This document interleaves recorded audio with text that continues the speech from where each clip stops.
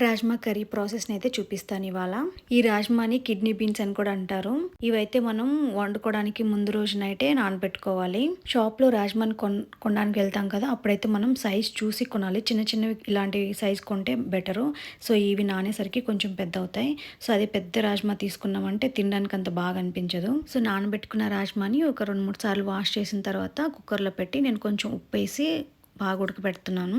ఈ రాజ్మా అంత ఈజీగా అయితే ఉడకదు, కాబట్టి ఒక 8-10 విజిల్ వరకు వస్తే అప్పుడే బాగా మెత్తగా ఉడుకుతాయి. లేదంటే కొంచెం గట్టిగానే అనిపిస్తాయి. ఎక్కువ ఉడకాలి రాజ్మా.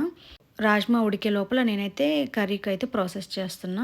సో గ్రేవీ కోసం ముందుగానే 3 టమాటాలు, 2 ఆనియన్లు కట్ చేసి ఒక 5-6 క్యాష్యూలు అయితే యాడ్ చేస్తున్నా, గ్రేవీలోకి బాగుంటుందని. సో ఇవన్నీ ఫ్రై చేసుకున్న తర్వాత చల్లార్చి మిక్సీ పట్టి దీనైతే పక్కన పెట్టుకున్నాను. ఇంకా కర్రీ ప్రాసెస్ అయితే స్టార్ట్ చేస్తున్నా. అదే కడాయి తీసుకున్నాను. మనం ఆనియన్, టమాటా ఇవన్నీ ఫ్రై చేసుకున్నాం కదా, దాన్ని ఇంకా వాష్ చేయలేదు. అదే కడాయిలోనే కొంచెం ఆయిల్ వేసి దాంట్లో జీలకర్ర, ఆవాలు ఇంకా ఆనియన్స్ అన్ని వేసి ఫ్రై చేస్తున్నాను. ఆనియన్ ఫ్రై అయ్యేటప్పుడే ఒక చెక్క, మొగ్గ, లవంగం అయితే వేసాను. తర్వాత కొంచెం కరివేపాకు కూడా యాడ్ చేశాను. అందులోనే అల్లం వెల్లుల్లి పేస్ట్ కూడా వేసి కొంచెం బాగా ఫ్రై చేసుకున్నాను. ఇవన్నీ ఫ్రై అయ్యాక మనం మిక్సీ చేసి పెట్టుకున్న ఆ గ్రేవీ కన్సిస్టెన్సీని మొత్తాన్ని కర్రీలో వేసి బాగా కలుపుతున్నా. ఇవన్నీ బాగా ఉడికిన తర్వాత రాజ్మాని వేసి మిక్స్ చేయాలి. రాజ్మా అయితే ఇలా అయితే బాగా ఉడికిపోవాలి. చూడగానే తెలిసిపోతుంది కదా, ఒకసారి ఒత్తి చూస్తే తెలిసిపోద్ది మనకి. ఇంకా ఈ ఉడుకుతున్న గ్రేవీలో కొంచెం ఉప్పు, కారం, పసుపు అయితే యాడ్ చేస్తున్నా. కారం అయితే 2 స్పూన్లు, పసుపు అయితే 1 స్పూన్ యాడ్ చేస్తున్నా. ఇంక ఉప్పు అయితే మనకి రుచికి తగినంత వేసుకోవాలి. సో ఇవన్నీ వేసి మిశ్రమాన్ని బాగా మిక్స్ చేస్తున్నా. సో ఇప్పుడైతే వాటర్ అయితే యాడ్ చేయట్లేదు. ఇలా ఉడికిన తర్వాత ఈ గ్రేవీ అంతా మాడిపోకుండా కొంచెం మీడియం ఫ్లేమ్లో పెట్టుకొని బాగా కలుపుకోవాలి. ఇదంతా బాగా దగ్గరికి వచ్చిన తర్వాత మనం ఆల్రెడీ ఉడకబెట్టుకున్న రాజ్మాని తీసి కర్రీలో అయితే మిక్స్ చేస్తున్నా.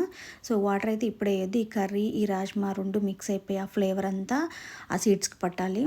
అలా ఒక 5 మినిట్స్ వరకు అలా కదుపుతూ ఉండాలి. తర్వాత మూత పెట్టేసి ఇంకొంచెం కుక్ చేసుకోవాలి. తర్వాత చూస్తే ఇలా కొంచెం దగ్గరికి వచ్చి ఉంటుంది అంతా.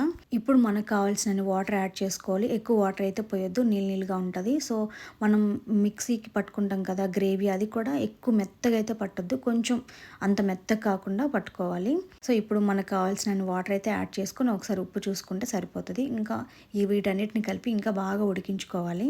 మధ్యలో తిప్పుతూ ఉండాలి, మాడిపోతుందా లేదని చెక్ చేసుకుంటూ ఉండాలి. సో ఇందులోకి అయితే నేను మసాలా పౌడర్ అయితే ధనియాల పౌడర్ మాత్రమే యాడ్ చేశాను.